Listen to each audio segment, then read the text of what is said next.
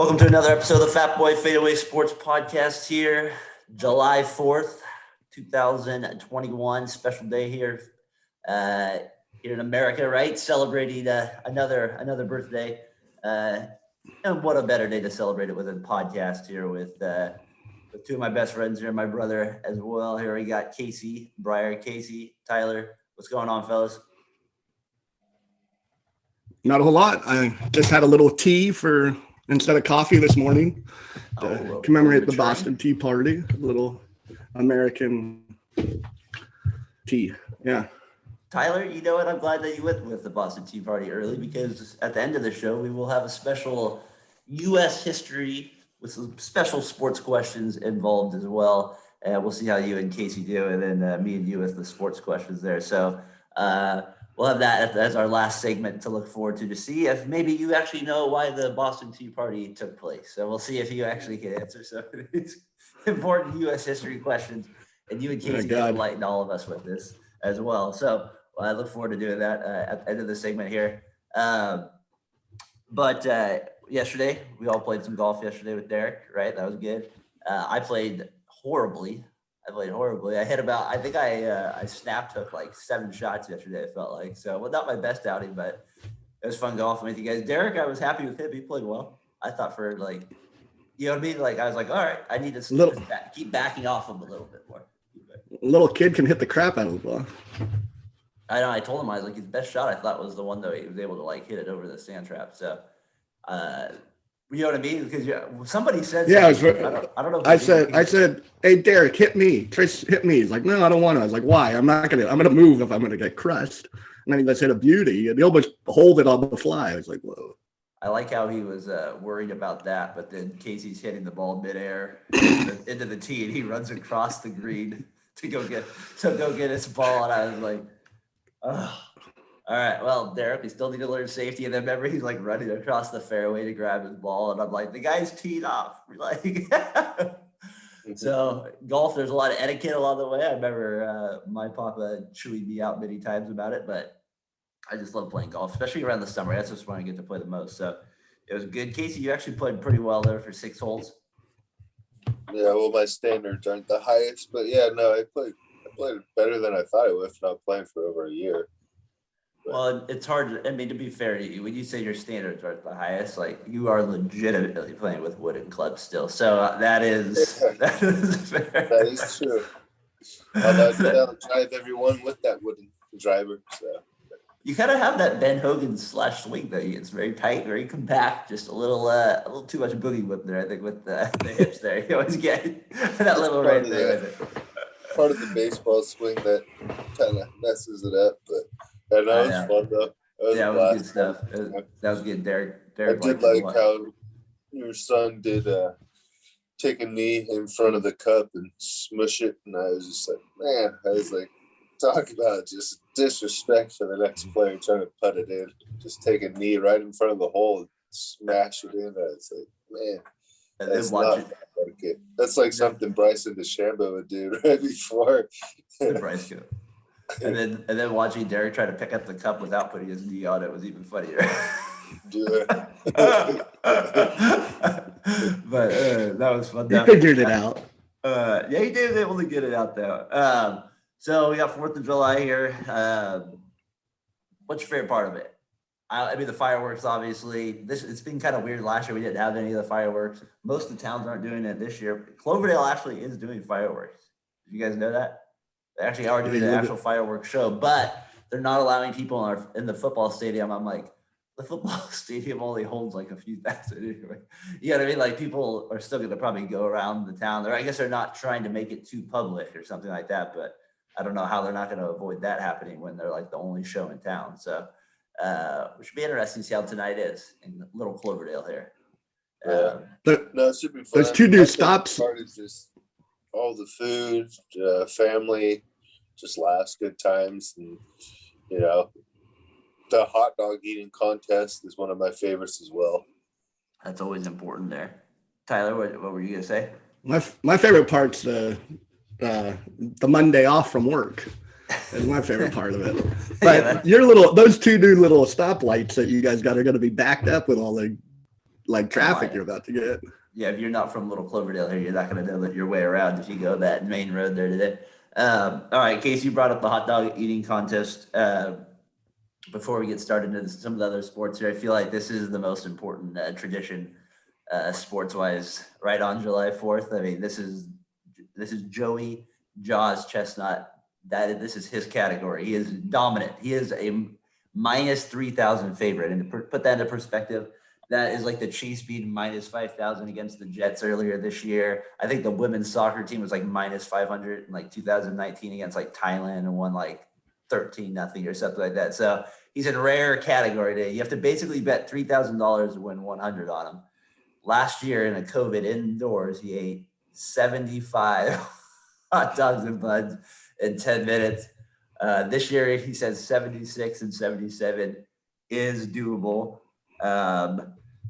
I mean, what can you say about it? It's just, this guy is like, he's a sick freak. I mean, like, what else? It's disgusting. I mean that lovingly. He's from San Jose, California, I think, right? Is that where he's from?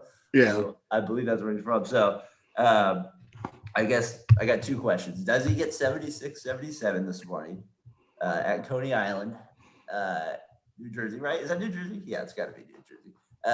And then how many hot dogs could you eat in 10 minutes? Casey, does he break the record? How many hot dogs could you eat in 10 minutes? And the bun, obviously. I think he's going to do it. I mean, he's had, I just can't doubt him. I mean, every time he puts his mind to something and his jaw to something, it seems to go down. So, yeah, I think he's going to pull it off. And then, he's got the passion for it. Regarding me, in 10 minutes, I could probably eat 7. With the bun. With the bun. Oh, that's tough. No condiments. Just no condiment. Tyler, that's a big question. Does he get the record today? Does he get? I think his jaws might tense up in the last 10 seconds, and he's gonna fall just short. A little too much pressure on the 4th of July. It's not your average hot dog eating day. It's a little tougher, a little more pressure, more cameras. I don't think he's gonna do it. I think I'll get to like 72. And how many can I eat with a bun? Yes. Like, am I really trying, or am I just, I don't want to throw up after? No, you're really trying. Your life is on the line. Well, then I'll say 1 and make sure I get it. But probably about, if I have to beat you guys, I could get to 6. 6? All right. Well, that's not a bad one. Because I'm not watering down the bun. That's foul. You guys can win. I'll take the loss. You're not watering. That's fine. I know you. I remember you telling me that before. I'm not watering them. It's so disgusting, this competition. I don't watch it. And then it's even nastier when they're like in 100-degree weather there, and it's like humid there. It looks like they're on TV and they're like sweating, and you got like everybody around you. All right, this is what I had. I had Tyler. I think I could get 8. That's what I said. Tyler, I said you can get 4. Casey, I had as a disqualification for throwing up, so that makes me the point. I believe that, but I think you're allowed to throw up. Are you? I thought you could throw up. That makes it so unfair. Oh, you can't throw up? No. You eat 50 hot dogs, then you throw up, and then eat another. It seems like, I feel like they're throwing up the whole time they're eating. pretty much. You're right. It's kind of nasty. But anyways, if you want to eat 8, this is the guy that gets full after like a box of mac and cheese. Well, I mean, we're talking family size back in the day. I mean, we did. All right, a nice little family. That I was thinking, what's a food you could like dominate it? Like maybe you feel like you could eat it more than you couldn't beat these guys. These guys are they're just people. But what's like a food you feel like you could down like more than like anything? Like if you're like on a roll and super hungry. Taco Bell bean burritos. Oh, man. I mean, my ass is gonna hurt after, but. What about you, D? I was gonna say like probably like chicken nuggets. Like I could probably eat like 30 of those if I was just like sitting down and they just pop it up like little barbecue sauce. I could eat a ton of those. I would say pizza, cheese pizza. Just smash it down. Yeah, I've eaten a whole large pizza before. That's pretty sick. I think I could probably eat a lot of coffee cakes. I feel like that's Darren could definitely drink the most lemonade. Yes, Yeah. I'm a hoarder of lemonade, so I definitely would drink the most of that. I think my love has now moved to smoothies though. I'm more of a, I'm like I think I've classed it up a little bit, Tyler. It's Very nice. classy. I'll go for a hike with Derek and like I'll pay my $5 for the smoothie. I'm like, you want a smoothie? I'm willing to get him one. He goes, no, I want the lemonade. And I look at the price and it says $3. I go, well, I'm not gonna argue with that decision. That's how cheap I am. I'm not gonna argue with that one. We'll save the $2, I guess there. Anyways, yeah. So we got there's baseball. There's these other sports going on. We got basketball to talk about, but the hot dogs. That's what's important today. America and their hot dogs. All right. We'll be back here, gentlemen. Talk a little sports here on the podcast. We'll be right back. All right, we're back on the Fatboy FadeAway Sports Podcast. Bucks pulled it out last night. They end up beating the Hawks to move on to the NBA Finals for the first time since I think I saw 1974 there. They're going to end up matching up against the Suns. We'll get into predictions there, and maybe kind of something we're looking forward to with the finals. A late finals, the first one ever in July, I can remember. So that's a little different. But before we do, I have to kind of start with Game 5, and I was thinking about just the lack of talent in that game. I shouldn't say lack of talent, just lack of star kind of names you hear at our Eastern Conference Finals due to the injuries of Trae Young and Giannis. I know that, but I was looking at I was like Middleton, Holiday, Lopez. Those are like the top 3 players on the Bucks, and then you have I guess Collins, Bogdanovich, and maybe Capella, if you want to put them in the top 3 for the Hawks. It was just like one of those games when I turned it on where I was like, this feels like a regular season matchup or a first round matchup or something like that. It didn't feel like an Eastern Conference Finals game. Did you guys pick up on that at all or no? Yeah, it felt like a play-in game. Like if you combine both teams, I don't think you're winning 50 games in a season. Probably not, huh? Like it's maybe. I mean, you're right, maybe, but yeah, it was just kind of weird. It didn't have that same feel. Yeah, it's very tough to watch. I mean, if Brook Lopez is dropping 30 points, and it's probably, I'm not saying he's a bad player because he's good, but it was a little hard to watch, even though you got 2 Olympians, both, Middleton and Drew Holiday. I think the Bucks have the 3 best players in the series when Giannis and Trae went out, unfortunately. Yeah, Middleton, Holiday, Lopez. Would you take them over Collins, Bogdanovich, or Capella, or Herter? I would. It was it was kind of once Young went out anyways, it was going to be a tough go for the Hawks there. I didn't see the game last night, but saw he ended up struggling last night. He said he was pretty banged up. I'm assuming he was. He didn't make a 3, and he was playing so well before that. What did you guys think of him last night? He was definitely laboring. I mean, I give him credit for going out there and playing, but you could tell he was struggling. He had no lift. I mean, from time to time, he'd show burst, but I think that's just the competitive nature. You just don't want to go home. But overall, though, I mean, the Bucks didn't have Giannis too. I mean, kind of evened it out, so to speak, without the star power. But it actually, the first half was very old school Eastern Conference, very choppy, turnovers. The shooting was pretty poor, but it was only, I think, a 4-point game at half. And then second half, third quarter, Chris Middleton. I forgot Chris Middleton was even playing in the game in the first half. And then he disappears quite a bit.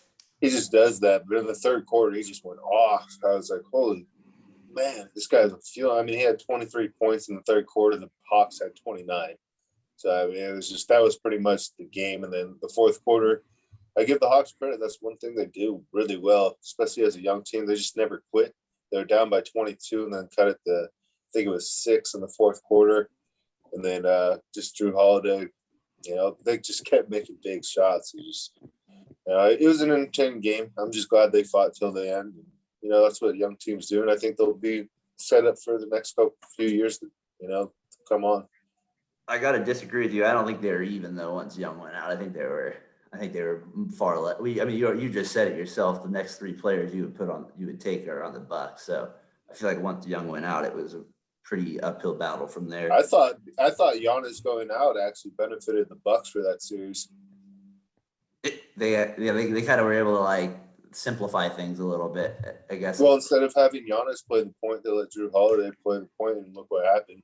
I mean, Yeah, that's the one thing. Giannis, Tyler, I wanted to get your thought on this. Casey, jump in if you want to. Is the thing with the Bucks though? I always worries me with teams like this though, and I mean, Shaq was the exception because he was so dominant. Is like the foul when they can start fouling you, like it just breaks up the rhythm at times of your team so much, especially if the guy can't make any. It's just a weird deal at times, and I'm curious how the Bucks handle that, like in a finals type setting, if Giannis is able to come back. Just that's the only thing I just don't get it with him. And that part of it. Do you think he kind of throws off the rhythm at times? Is that why you know what I mean? I'm always annoyed by him. Yeah, it's for sure. That's the reason they do it, is to throw off the rhythm of like the team goes on like a 5-0 run. Oh, let's see if we can get a stop by putting Giannis on the line or Shaq or whoever it is. Yeah. It's just not good. You should be able to make at least 70% of your free throws, like at minimum, is my like if you're a professional athlete. It's almost like just go up there and shoot. Now. Like every like 15, he's airballing at least 2 or 3. Yeah, I mean, it's not even a highlight anymore when he airballs. It's like out there. That's not a highlight anymore. Yeah, he's starting to get in Ben Wallace territory a little bit with some of these free throws. So anyways, that series is over. Bucks move on to the finals. They're going to match up against the Suns, like we said. They finish off the Clippers the other day. Did the Suns skip a step, Tyler? Did the Suns? No, I mean, they did because they didn't ever win a series before this playoffs. A lot of teams don't. Which is rare. Yeah. But, yeah, the whole playoffs have been a disaster as far as, like, injuries. And so they've gotten this road that allowed them to. Well, are they lucky? I mean, come on. Absolutely, they're lucky. Everyone's lucky that wins a championship at some point, though. Okay, so are they lucky? Are they too lucky to the point where if they even won the championship this year, people would kind of look at it like the Warriors' first championship, where you need to basically prove it again? Because now that they basically had to play the Lakers with no LeBron and AD, well, no AD, and then they basically got the Nuggets without Murray, and then they got the last series against the Clippers with no Kawhi, maybe potentially no Bucks with no Giannis. So. Don't you think people are going to have the same kind of thoughts towards their team that they did towards the Warriors? Like basically, even if you win it, you still got to win another one. Like it's good, but it's not like the half a ring. Yeah, I think they'll have those thoughts for the first month. That'll dissipate though. People don't talk about that with the Warriors anymore. I don't believe. Like no, they were able to back it up. Yeah, exactly. Like, but even if they didn't, people don't like talk about other teams that have gone on runs to win championships. That the Lakers last year, people already don't talk about like what they got and who they played, and so. I mean, I know you still have to play who's in front of you and stuff. It just feels like it's been kind of a weird playoff run, don't you think, Case? Yeah, absolutely. Yeah, no, I mean it's been an up and down year. I mean, there's just been so many injuries throughout these playoffs, and that's part of sports stuff. I mean, to me, as you play who you play, it's whoever's available. I mean. But the ring's not going to be the same. I mean, they didn't play legit. Well, I never get that. I never get that. I totally disagree with that. I never get that. It's not. It's who you play. I mean, it's not their fault that someone else is hurt. Well, I mean, why? Just because in my head for the rest of my life, I'm going to know they didn't play AD and they didn't play those. I mean, even the Warriors one, right? Like, I still know that they got breaks along the way in 2015, right? Like. They might not win that series. Like if I'm being realistic, they might not win if Kyrie's healthy, right? Like who knows? But that's not what happened. You're right. But people don't look at that ring as special, right? I mean, it just depends on who you're talking to. I think it's one of their best ones because that was the first one they got. I wonder how Grizzlies fans feel about that. The Raptors shouldn't have won it the year they did if Durant stayed healthy. Well, it happens every year almost. Yeah. No, you're right. You're right. This one just feels a little. I guess maybe this one just feels a little bit. Maybe because the Suns haven't made the playoffs in 10 years, they don't really. They just kind of usually have to lose a little bit for it. So maybe they're surprising me a little bit. Let's get real. It's because you don't like Chris Paul there. There is a little bit of that. Too. It's never obviously his game. We've always talked about it being good, but he is a little bit annoying. So should we get into the Beverly conversation a little bit with him then? Or do you guys want to talk about the Suns a little bit more? Yeah, we can get in. I mean, I wanted to get into my surprise player of the year at the beginning of the year, Cam Reddish, actually coming to life for the first time, but we'll move on. No, we can get it at some point. No, it's too late now. Too late. We'll get it. We'll get him as a. You can pick him as a breakout player of the year next year again. He will definitely be my guy. No, you're right. Cam Reddish did back the whole year he sucked, and then the last 3 games, like. Well, he was hurt for 4 months. Let's take it easy on. All right, but he was kind of struggling, I guess, because of the injury, or before that. That's what. Yeah, I mean, he didn't play well. That's for sure. All right, so Beverly, obviously, he gives beyond the cheap shots, and Chris Paul just shoves him in the back after he loses his frustration there. It looks like Paul didn't say anything to him. He just looks like he stared at him maybe as they walked by, if anything. And then Beverly just the way Beverly turns is almost like he's acting. Like he's like I'm so offended. And he just little kid style goes up to him and just pushes him back in the back. I love the replays of Frank Kaminsky, just kind of like he's right there watching it happen. He's just like, like the whole time, like he's just kind of checking it out. What'd you guys make of it? Is that one of the dirtiest is that considered like a dirty play, or is that just considered like, like a dirty play is different, like to me, but it's just like a really like, I guess just a little bitch move. Yeah, exactly. Let's be honest. What'd you guys make of it? That showed Patrick Beverly's true colors. A little punk ass bad words. House of Hoops podcast said his career is over. Do you think his career is over because of this? I think his career's over because of lack of talent. So you think he won't be? You think what's he have like 3 years left on this deal with the Clippers or something like that too? Yeah, he got a big deal. I think he'll be back, but he's not anybody other than he does these type of things. He's dirty, and that's the only reason he's relevant. Too big of a hit.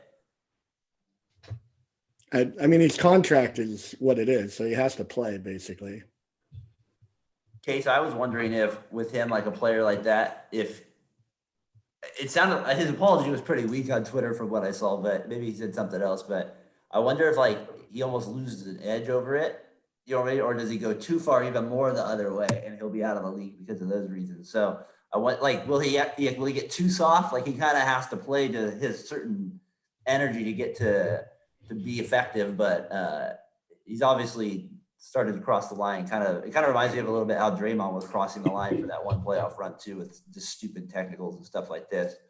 Obviously, what he did on this was a lot worse than punching Steven Adams in the balls, but there's still he didn't punch him in the balls. No, I said punt. Going up for a shot. Punted him. Oh, punt. What do you make of it? I don't think it's going to ruin his career or anything like that. He's been like that as long as he's been in the NBA. I mean, he's never going to change. This is how he made his money.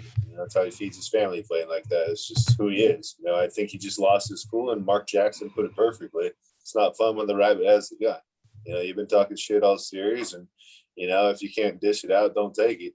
Or if you can't take it, don't dish it out. And so that's what it came down to. And you're getting blown out at the end, and the guy that you hate the most is just ripping you guys apart. I mean, he had 41 points, and I think he had 16 of the last 18 points during the fourth quarter.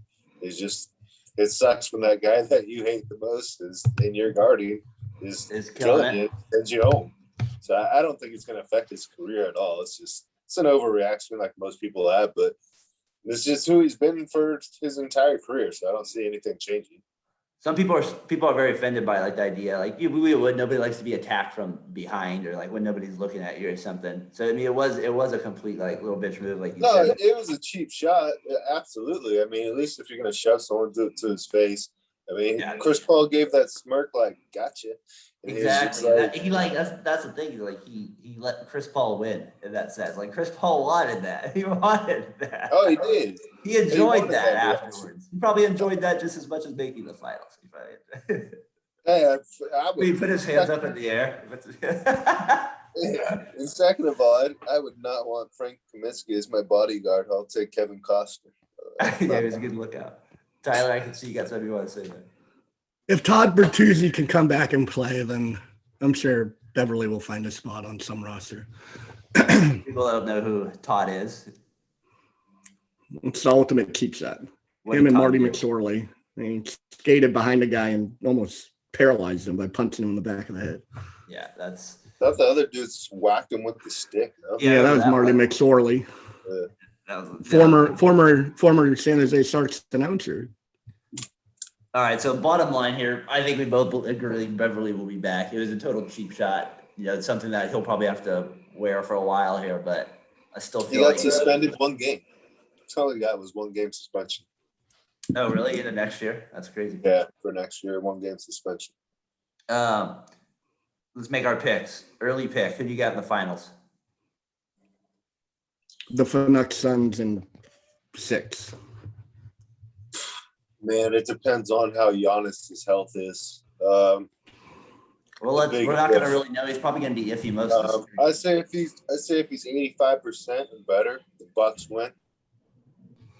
If Well, I was not, thinking if they're 79% more, but if that's the case, then I would have got that. well, if it's 79%, that's a big dip. That's 6% less. So if it's 85% or more, then yeah, I'll take the Bucks. That was good mathematics.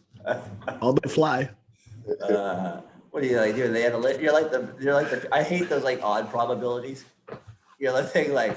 Remember how the Warriors used to do that back in the day? Like it'd be like the first quarter, 8 minutes in, they're down like 12 already. Odds of winning 89%. They'd like go down and like Bob Fitzgerald would just have an orgasm over that thing, and I'd be like, knock it off with that stupid probability chart. Like, don't give me that anymore. I don't want it at all. I'm sticking with the Bucks. I'm going with them, and I'm picking them to win in 7 against the Suns. It feels like a 7-game series.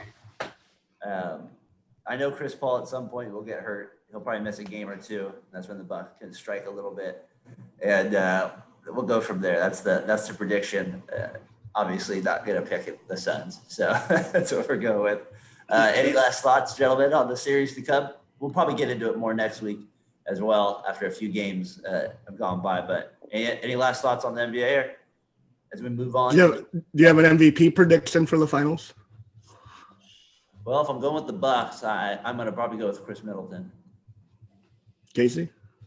Drew Holiday. I'll take Chris Paul.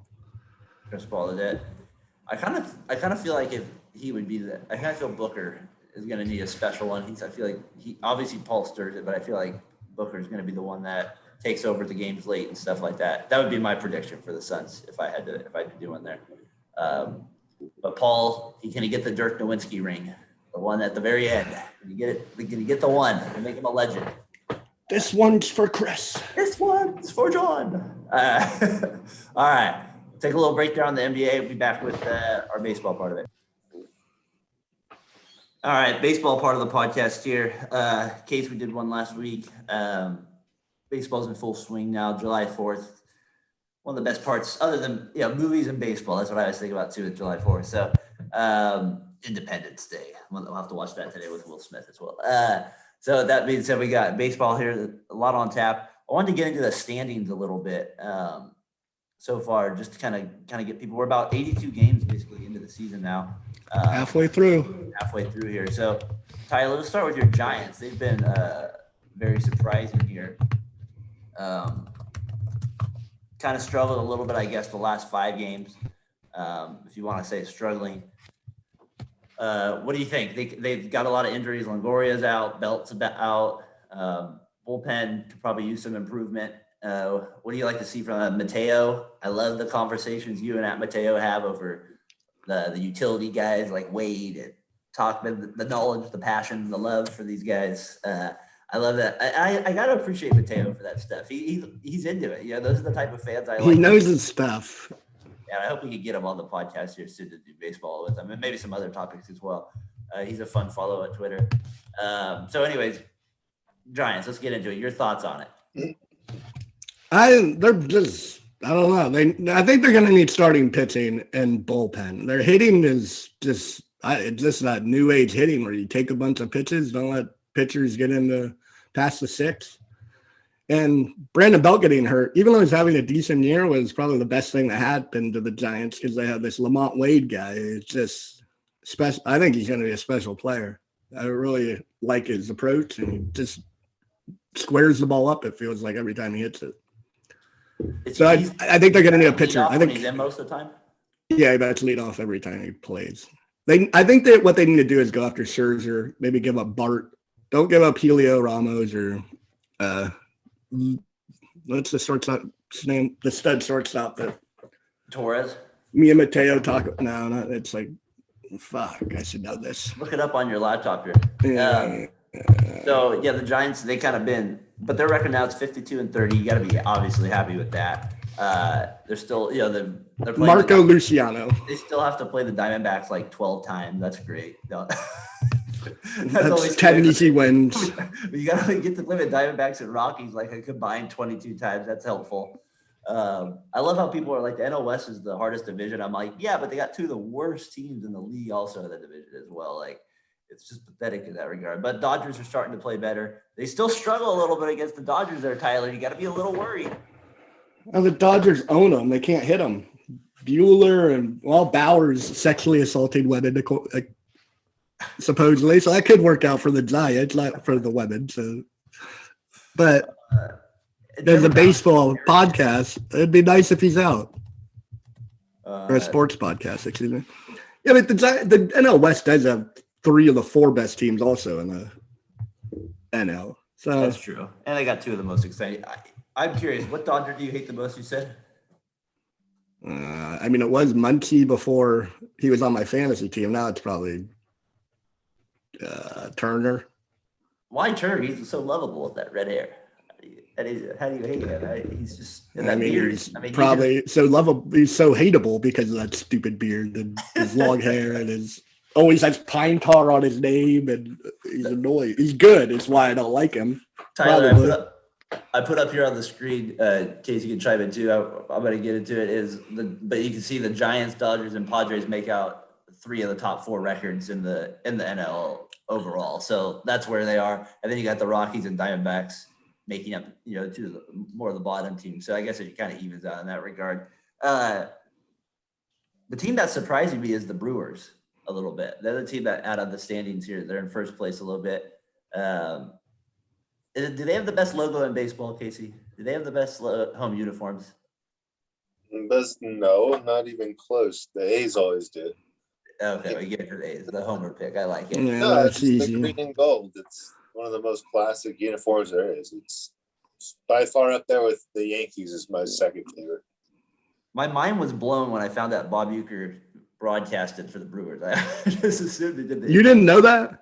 No, like about 15 years ago, I found that up, and I always thought it was the Indians announcer because of that movie for a long time. I started listening. Major League? Yeah, I was like, that doesn't make any sense. Why is it the Brewers announcer? But then I noticed they filmed that movie at the Brewers Stadium. No, it's Major League. Yeah. You're right, yeah. So the Brewers definitely standing out to me the most, 51-33, not 8 games up on the Reds. So they're pulling away early in the division. And that's with Yelich doing nothing really. And the Reds have 2. Well, they're 2 of the pitchers, Woodruff and Burns are unreal. The Reds though 8 back, and they have like Winkler and Castellanos, who's just raking right now. So keep out for them. Case, let's get to the A's real quick here. They're kind of just mediocre right now a little bit. They played an exciting game yesterday against the Red Sox. They came back and won. Their bullpen stinks though. It's pretty bad right now. It's not good. It's not worse than the Giants. It's struggling, man. It's not very good. Deacon's pretty unreliable right now. What do you mean they're mediocre? They're like 13, 14 games over 500. They're not situational. That's well, why. Yeah, I mean, like last night I spoke to you about that. It was bases loaded, no outs. They tried to get a bunt. They pop it up. They hit a ball in the outfield. The guy gets started at home. That's the end of the inning. That's kind of how the A's typically do things from time to time, but super frustrating, but they are a resilient bunch. They're down 2 in the 12th and came back and won and scored 3. That's the ball game, but I mean, Adams guy, Elvis Andrews. I mean, to me, mediocre struggling would be the Yankees. That's the Yankees really struggling a little bit. They're 41-40 right now. At the halfway point, I was listening to their radio broadcast at the end of yesterday, and their announcer was not very happy. They were ripping pretty good into their team. I did enjoy that part of the broadcast from the Yankees yesterday. It's always fun to see them struggling. after all the torture they put these A's fans through, especially me over the years. But I have to say, if anyone saw that A's game, that is the most impressive beer snake cup I have ever seen in my entire life. Those things are becoming very popular. If you have not seen it, it is a monster. I mean, it went 12 innings, so there's quite a few brewskis, especially the day before 4th of July. But if you haven't seen it, you should definitely look that up. It's quite impressive. Even Eric Carlos was like, man, that is a very impressive snake beer. It was. I'm very pissed that we can't beat the Rangers and Adam's stupid Rangers. That's frustrating. If Adam, you're out there, your team sucks. If we're losing, that's not that shouldn't happen over there. So I do like Adolis Garcia, and Gallo just murdered us this week. So anyways, that's the A's little take there. I wanted to get into the All-Star lineups or the All-Star picks this year. You guys don't mind. Which team would you take here? So we got the catchers. Let me get us on screen here so you can take a look at it, the audience here too.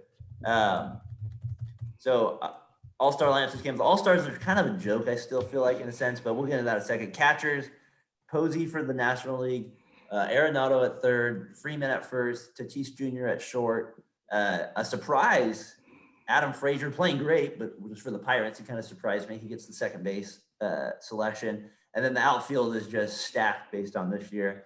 Acuna Jr., Castellanos, and Winkler make out the outfield. So that is the National League. And then the American League, you got Ohtani, Devers, Salvador Perez, Bogarts, Guerrero Jr., Trout, Judge, Teoscar Hernandez, and then Simeon at second base. What lineup are you taking, gentlemen? National League or American League? The American League. Really? Why? Just more stacked. The outfield's loaded. You get a DH, which kind of helps. Like, you got the best hitter in the league in Ohtani right now. I kind of like the NL lineup a little bit. I'm not a big Adam Frazier. I think Adam Frazier scares you a little bit there, Tyler. Well, it definitely weakens it for sure. Oh, he has like 100. I mean, he's having a great year. If you're making a starting All-Star game as a second baseman for the Pirates, you're doing something. I don't know how he got the votes, to be honest. Yeah, most people listening to this probably don't even know who Adam Frazier is. Isn't it funny that, like, when it comes to these All-Star votes, it's always the same teams, though, that get usually the start? The Pirates ones, like, and they usually kind of once in a while can get like a McCutcheon in or something like that if they're playing well. But look at these are all AL East teams, except for the Royals with Perez, which is an obvious pick at catcher, and then Ohtani and Trout, obviously, which are both obvious picks, right? So to me, that's always, it's kind of disappointing. And then in the NL, it usually always seems to be the Braves dominate and the Cardinals dominate. And then you have like your kind of, and usually the Giants do all right for All-Star voting normally. Because they run these stupid campaigns to get Melky Cabrera. They all run campaigns. Well, theirs are always worse. They're always much worse there. That's because you're an A's fan. Well, maybe that is why, but still, they're horrible there. So anyways, all right, so I'll go with the NL. You guys go with the AL. Give me Tatis Jr., Freeman there, Tuno Jr. I'll take those with Posey, the veteran, 3-time World Series champion. I'll take that. And the reality is Trout and Judge will probably get hurt in the first 3 innings, and I have a chance of getting there in the game. Casey, what do you think of the All-Star game overall? I'm over it in a way. I'll still watch it, but it's not the same at all. I guess I'll put it to you guys like this. Do you prefer the Derby or the All-Star game? Oof. I'd still say the All-Star game as much as the Home Run Derby. I mean, the new rules and how they switched it is so much better than it used to be. But this is coming from a guy that did prefer to watch Chuck Norris over an All-Star game years back. So I am a little bipartisan on that. But that was a disappointing decision. And that's when they were playing for all the marbles. Whoever wins gets home field advantage, which was the stupidest thing baseball ever did. What a joke. But, I mean, well, I don't know. I think that's a little bit of hyperbole. Stupidest thing. Baseball's done a lot of stupid shit. That's not the stupidest thing. For an All-Star game. Yeah, it was a dumb thing to do for sure. Besides going Little League and making sure no one got their feelings hurt and they had to play everybody. And they tied. Going back and watching All-Star games in the old ones, like the 70s, those ones are actually kind of fun to watch just because they play with an actual, like, you can tell the pitchers are out there, like, Yeah, it's just a different feel of those games for sure. Maybe there's more money on the line then that made a difference, and just more pride, I guess, different back then. But it's It just was like funny a watching true all-star game. If now. you're a position player, there was a good chance you're going to play all 9 innings for like 8 of the 9 guys. I know, that's great. Pete, you got Pete Rose killing Ray Fosse. Ending Ray's career. Well, Ray went on to win a couple World Series with the A's. It wasn't all bad there. Yeah, I like the Derby. I always it to me, it always kind of feels fake now. I feel like the balls are just so juiced that like these guys are hitting balls like they would never hit that far in the you know what I mean? Like 520. Yes, they were. When McGuire was up, they was hitting it. They were crushing it. Griffey hit that building in Baltimore. I'm still saying back then too. I'm not saying I'm not saying it's changed or anything like that. But I'm saying as I've gotten older, I feel like that the mystique of it has also gone down a little bit. But I will probably watch it this year just because Ohtani is just kind of a freak of nature, and I kind of want to see where he can hit some in Colorado. Speaking of Vladimir Guerrero Jr. too, he's not in it, I don't think. Yeah, he is. Oh, did he actually? I thought I heard he was. Yeah, he's defending his title. Oh, okay. Who did I hear was not then doing it? Then I was surprised. Somebody told me I was. Maybe Tatis? Is he doing it? Yeah, Tatis pulled out. He said he's not doing it. The guy that I thought somebody said because of rest. Probably Tatis. No, maybe that's it was. Yeah, wasn't. Let's get to Ohtani real quick here. What did you call him? Ohtani? No, I'm Ohtani. Yes. All right. Yeah. Shohei. Can I call him Ohtani though? That would be better. Yeah, sure. I'll call him Ohtani. Just call him Tony. We'll Americanize it. I'm kidding.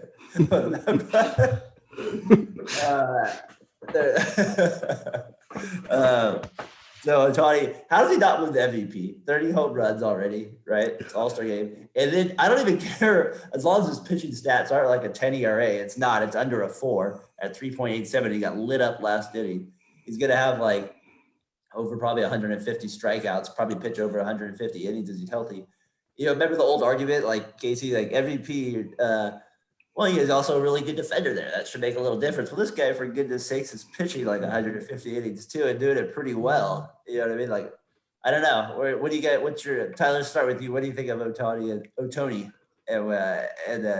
just his season? He's got to be the MVP, right? Like, as good as Heroes have he. I loved how you phrased it his last inning instead of his last game pitch because he only lasted 2/3 of an inning. That was beautifully done. I like the. He has weird outings like point up. Oh, he did it the first game last year, but this year he's on pace for like 60 homers, 133 RBIs, and like a 270 average, which is ridiculous. And then he throws 100 with this nasty splitter when he's on. Yeah, he has to win the MVP, I'd imagine. I don't know who else is competing. Guerrero's right there. I mean, Guerrero's. But he's as good as a DH at defense. But that's the thing, right? He's pitching. Like Case, like we're not. He's so rare. Like people, I don't think some people are putting in perspective how like what we're like. The people that really Babe Ruth. The people that really watch baseball are, but like if you're not watching day to day, like what he's doing is like maybe one of the more athletic things that you can do out of any of the four major sports. And it's underrated. He's almost on pace for 20 stolen bases too. He's no slouch. He is on pace for 20. Got some speed too. So. But I mean, in the AL, I think he's a first sure lock. On the NL, I would say DeGrom, but watching Ohtani play is pretty special. I mean, that's something we've never seen in our lifetime. And he's so massive. He kind of reminds me of those kids. Like, remember in Little League, they'd play the Japanese team, and the kid would be like 6'2", and be like, this kid's always gonna hit a home run on this Little League part. Ohtani kind of gives that feel with how like he stands close to the plate. And he's really tall and lanky. And he just kind of has that uppercut swing where it feels like when he makes contact. And he makes like, I mean, they have that stat track for a reason, right? Like he ends up usually hitting the ball harder than anybody else. Like somehow he just generates more speed off his bat than anybody else. So it's just crazy to watch him play. But I'm wondering how many fans also are tuning in just because of him. Like, are people really watching more baseball? Probably not. In Japan. They are, yes. Okay. We don't market to America. We market to other regions. All right, so we're all on track here that he's the MVP. Yeah. Okay, so far Guerrero, good job. You got to throw 120 innings as well to do that, to get that done. All right, let's take a quick little break here. We'll finish up with our last baseball part. Tyler, a couple of things that also stood out to me this week, baseball-wise. Marlins, Pablo Lopez gets ejected on the first pitch for throwing at Cuno Jr. Is it the fifth or sixth time they've hit him now? I think it's the sixth. And I think it's the third time to lead off a game they've paid him with the first pitch. And then so he gets ejected, right? He gets ejected and Mattingly gets ejected. But I didn't like it because the Braves manager, after he gets hit, he comes out and he's like making a case with him. But to the umpires then gather together and then they eject the guys. It's not like he did it right away. So to me, that was kind of a weird, I don't know, to me, that's a weird precedent to set by doing something like that, where the coach comes out and then you kind of gather and then you're like, he probably did do this on purpose and stuff. So that kind of stood out to me this week, getting hit for the sixth time. But nobody is that more? He's the best at it. Is that more unfair than setting a warning on both teams after you hit someone with the first pitch and you can't do anything because there's warnings? So your guy's going to get ejected? Like, that's not fair. No. I agree with you. Either the baseball warning thing never made sense to me. Either give it to the one team, you know what I mean, or don't. Yeah, it should be a one-team warning. I agree with that. That's silly. You know what? That guy, you're afraid you're going to do it back. Which, it's human nature. Yeah, especially if it's on purpose. They're like, that's exactly what we're doing. So anyways, that kind of stood out to me. The Yankees, our Braves Yankee picks are looking pathetic. We talked about that. And then also Andrew Vaughn out of Sonoma County here. He's starting to play pretty well the last 14 days. Last 7 days, listen to his stats. 6 runs, 9 hits, 2 homers, 5 RBIs, couple walks, struck out 4 times. He's batting .450. Just that's in the last 7 days. And overall hitting pretty well the last month. So it's good to see him playing well. This happened about a month and a half ago, but he took Chapman deep on the 9th inning to tie up a game. And I'm like, in my head, on a 100-mile-per-hour fastball, I'm like, 100-mile-per-hour bomb to tie a game. That's pretty legit right there. You know what I mean? Even if he's got it struggling a little bit, that can just show his natural ability there. I think he hit it to straightaway center too. I think it was a little right field. Straightaway right field. It's been cool to see him playing well. And then Tyler, I know you had something too, but always my special day come July, Bobby Bonilla Day. The best contract ever negotiated. Got to be the best contract ever negotiated. The tax off of it, the interest, starting at 2011 to 2035, he gets 1.19 million every July 1st. Never have to work again, just every July. Yeah, absolutely. July crowd. It's like, it reminds me of the movie with Adam Sandler. What's the one? Big Mr. Daddy. Deeds. Bring up that paycheck from the accident or whatever. Just, where the taxi cab ran over. He just lives off that case. So what do you got on Bobby Bonilla too, Ted? I did some research on Bobby Bonilla Day, and I guess it's not that unpopular of a thing for teams to do. Griffey's getting paid $3.59 million per year. He's a little better than Bobby Bonilla. Manny's still making $1.96 off the Red Sox. Bruce Sutter is getting $1.12 from the Braves. So, I guess it's not as big of a deal as it's made. I guess those players are all better than Bobby Bonilla. Yeah, but the big difference. Yeah, but the difference was in this one is that he needed to be paid. I think it was that he had 5.9 million still owed to him in 2000.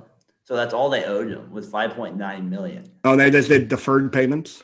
Yeah, but there was a weird thing back then where the Mets were in some sort of like stock or something like that, and they took like 8% interest on it. And I don't think the Mets realized that it was going to blow up the way it did. And Bobby Bonilla ended up benefiting greatly from it.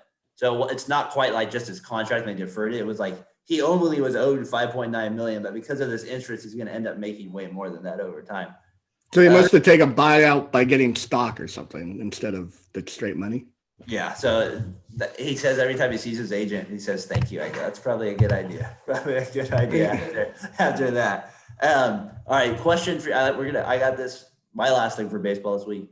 Case, we kind of started it last week with records. We were talking about that. So hold on, let's get back to Bobby Bonilla real quick. I just read something. Yeah. Did you know he was the highest paid baseball player at one point when he signed that contract? 5 years. Guess how much? In 1991, 29 million. 29. 29.955 million. That's what I think it was. And it says 29 here, but I think it was 0.95. you might be right. But it says 29. But that's so funny. Like in 30 years, how much? It's almost 300% of 30 million now. It's like top. What's the biggest contract now? Harper at 350. Him or Trout? No, Trout. Yeah, 10 at 4. I think Bauer's paid the highest annually. Yeah, but he only has a 3-year deal. The spider tack deal. That's what I call that. The spider tack deal. All right, baseball record. Then we'll move on here. Casey, you'll get the first shot at it. Who has the most grand slams in the history of Major League Baseball? Most grand slams. You guys want a clue? I think I know. I'm just gonna say Barry Bonds. Good guess, Tyler. Willie McCovey? No, I'll give you this. He played in the 2000s. He's retired now, and he played in the American League his whole career. Alex Rodriguez. Ding, ding, ding. We have a winner. That is who it is. Probably had like 8 of them against the A's that year, MVP year. And he had a ton that one season with the Yankees, I remember. He had like a ton that one year. He must have had like 5 or 6. I remember he had 10 RBIs in one game. I was like, what the F is going on here? Yeah, he was a beast. He's a horrible announcer, though, on ESPN. Just to I did not a fan of his announcing and all that. I liked him when he was on Fox with Frank Thomas and as a post-game, pre-game guy. I don't know. I'm not a big A-Rod fan, that's for sure, on the announcing. Give me somebody else a little different. All right, let's take a break there. That was our baseball for the week. Tyler, you good? You got anything else there? Go Giants. No, come on. A's big win today. Let's beat the Red Sox, take 2 out of 3. All right, we'll be back with some U.S. history here. All right, we're back. Final segment here, July 4th. We're going to do a little sports, little U.S. history trivia question. You guys can answer along with us here. I wrote down some ones here that I found interesting, just for history for us to know, and ones just to see how well Tyler and Casey know their U.S. history here. And then Casey's going to ask some sports questions here for me and Tyler, and we'll see if we can get those as well. So Tyler, you'll double up here. You're going to have your brain's going to really be working here. So we'll see how you do with it. All right. Well, I should get the most right. So I'm going to take the U.S. history question first, and Casey, you'll go with the sports questions. All right, so gentlemen, I did it like this. I took it from a couple from the 1700s, 1800s, 1900s, and now. But there are more obvious questions that hopefully some of these you'll know. Here they go. Here's the first one. Not the date, but what year was the Declaration of Independence signed? Let's say 1798. 17. Yes. You know what? He is incorrect. But Tyler, if you guessed it incorrect, I will, just for the fun of it, say who's ever closer. I am very disappointed that both of you did not know this answer. It was very disappointing. Your parents were going to be there. Your U.S. history teachers, Casey, are going to be slapping you silly about that. Tyler, do you have a guess? I went by default. 92. 1792 is your guess? I have no idea. 1776, gentlemen. It was I knew that. of America. Not really. I couldn't pass a citizenship test. I remember on so no, you would be out. You would be kicked out of I America. was 20 years off. I had the 96 right. You're 22 years off. So all right, so that was that first one there. Neither of you get it correct. We'll give the answer to Tyler. He's a little bit closer. But that's it. All right, Casey. I don't want that shit. If you don't get it right, you don't get it. Fine, then you get an F. You're a loser. Good. This isn't the Price is Right. Whoever's Casey, sports one. Oh, all right. So Come on, man, get your act together. Let's go. I thought we were doing U.S. I didn't know we were going back and forth here. At the age of 40, who became the oldest player to hit a home run in the All-Star game? Cal Ripken. Yes, and who is the oldest to get a hit in the All-Star game? Willie Mays. No. Hank Tyler? Aaron. Carlton Fisk at age 43. No. Who is it? Tyler at? I missed it. He said Cal Ripken. Cal Ripken. Okay. That was at Safeco Field. Yep. Give me the Canho Park just served it up for him. Yes, he did. That was a nice fatty right there, right over the plate. Case, you got another baseball one? Yeah. So here we go. In what city was the first Major League All-Star game played in 1933? Washington, D.C. No. New York. Chicago. Yeah, damn it. Calling the White Sox? No, just kidding. I guess they'd put it in the middle of America, so it's easy for everyone to get to. Even though that was like the only West Coast, that was probably the most West Coast team they had. Yeah, you're probably. It was in Chicago in 1933. That's why I used to love the West Coast back then. West Coast, Chicago. I was like, what? That makes sense. Or St. Louis. Nothing's more West than St. Louis. All right, back to U.S. history right here. In case you'll get back to the sports one. All right. What city was the first capital of the United States of America? Philadelphia. No. Good guess. Say Washington. No. New York. So we're 0 for 2 on our. Why the hell they do everything in Philadelphia then? Doesn't make any sense. Hey, wearing a shirt from. Oh, that's funny. All right, so both of you 0 for 2. Tyler gets the half lead for being closer in 1776. All right, Keith, give me the rest of the sports ones here. What trading company started as a chewing gum in 1938? Bazooka. Pinnacle, Bowman, Upper Deck, or Tops? My dad would know this. He always complains about what Tops. Tyler's correct. It is Tops. Got one right. I've got 2 sports ones, right? Give me another one, Keith. Give me the rest of them. The rest of them? All right. Whose 5-year, $137.5 million in 1999 was the largest endorsement deal ever for an athlete? Michael Jordan, George Foreman, Greg Norman, or Tiger Woods? Tiger Woods. Nope. George Foreman. Oh, with the Everlast? Sultan. No. But yeah, with the what? No, that's George Foreman. Oh. That's what he said. Who? What is it? With Sultan. Salton. I have never heard of that company. Who paid him? Sultan. Who'd they pay? They paid George Foreman. There's no way he saw all that money by some company named Sultan. Does it have to do with the grill that he owned? Like, you can't endorse yourself. Casey, that is a horrible trivia question. You got to end with a better one than that. That's good. How's that horrible? Just because you guys are dumb and don't know the answer? That is so... Oh, we're dumb like you do. The Sultan of Sultan. I I would have guessed the grill. That's what I would have.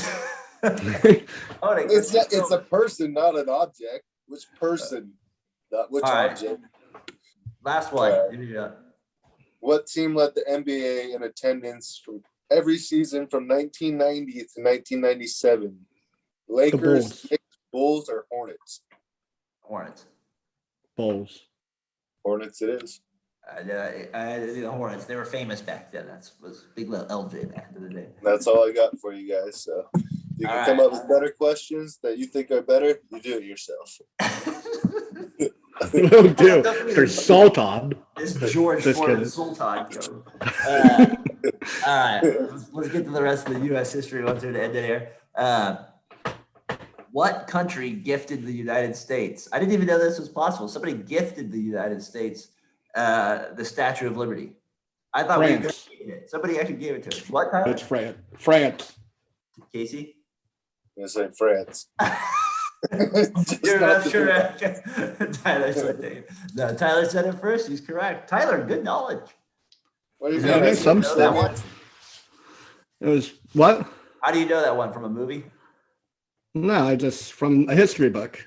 All right, so something stuck with you. I liked it. Why does he get it if I don't get it? That doesn't make sense. Because you were too slow, Joe. Speed it up. You gotta say it first. How many? You just gotta get closer here. Just closest number. How many European immigrants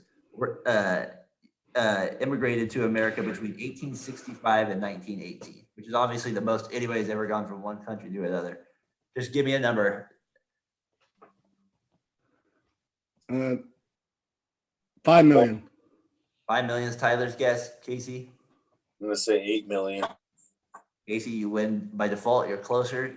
27.5 million people. That's how many people yesterday came over here from. Right? So that gives you just a perspective of how many people came from other countries over here. These are dumb questions. Huh? You're just dumb because you don't know it. The Sultan of SWAT. All right, I'll give you a couple more. We'll get out of here. When did the Japanese attack Pearl Harbor? December 7th, What year? 1940. AC, you still have time. He hasn't said the year. 1947. Nope. 49. 6? Nope. 44. Nope. Getting closer. 43? 47. 41. 1941. Day that will live. I didn't know we were in World War II so long after that. I know. It's kind of crazy. All right. Who was our first black president? Barack Obama. Rock. Barack Hussein Obama. I knew you would get that one, though. I didn't get that right off the gut there. All right. So those are. Oh, and this was this will be the last one for me. Let's see if you guys really know. This was on the citizenship question. So if you want to get your citizen, you have to be able to answer this question right. Why does the U.S. flag have 13 stripes? The colonies. Colonies. Both of you. Yeah, that one. Very good. I'm a citizen. You started. I was impressed with your France answer there. That was pretty impressive. I was impressed you do that one over there. Thank you. You just copied my answer. All right, I'll give you this one. Case, I'll give you a last chance on this one because Dad watched the documentary and you probably. Yeah, I won't even answer if I not until after you. You won't even answer. You got to answer if you know it. All right, you guys both know the other one. George Bush, his father-son combo was the president. What's the other set of father-son presidents? Oh man, John. What is that? I know this too. Who's that set? That's gonna bother me. Do you want the answer? No, I have a guess, but I don't think it's right. Take a guess. The Roosevelts, but they weren't father-son. They were like Nope. uncle, nephew. No, this is much earlier in the presidency. Pierce? Roosevelt. No, Tyler. Buchanan? Nope, not Philip. Tyler? No, not John. Taylor? Nope. What is it, Dan? Quincy Adams and John Adams. That's Ah, I should have. John Adams was president? I don't think he was president. Yes, he was. No, he was. He was the second. He was the second president. I'm an idiot. What about Sam Adams? Was it? Sam Adams. Sam made a good beer that Bob enjoys. Sam Adams is the one that still matters though to this day. He's the one on Independence Day. And Dad, we'll see you later today on July 4th for our party. And I'm sure we'll have a few Samuels for you. There you go. So, gentlemen, that was my U.S. history for the knowledge. Tyler, pretty good there. Casey, way to get France. Nice job there on that one there. Good podcast, guys. Tyler, what are you up to today? Get out to Sebastopol, right? Yeah, out to Sebastopol, swim, barbecue, margaritas. We like Nice little combination. to sprinkle in a little more California culture than American culture. There you go. Nice little there. It's probably getting, it's actually probably not supposed to be hot, or supposed to be as hot today up there. So maybe the pool. It's supposed to be like a 95 here in Cloverdale. So, Case, enjoy it when you're up here. All right, guys. Good podcast this week. Good getting into baseball with you. Tyler, good to have you back from Disneyland. Keep your shirts on, boys. Keep your shirts on. Hey, did you feel happier this week getting back from Disneyland? Did you feel better about yourself? Yeah, I love to be home in my own bed, away from crowds. One thing I noticed about LeBron that Draymond Green said to Paul Pierce, which is so true, LA don't love you like they love Kobe. That is true. To Paul Pierce. No, that's what. There's no LeBron James jerseys out there. It's all Kobe. That is true. Kobe runs that town now.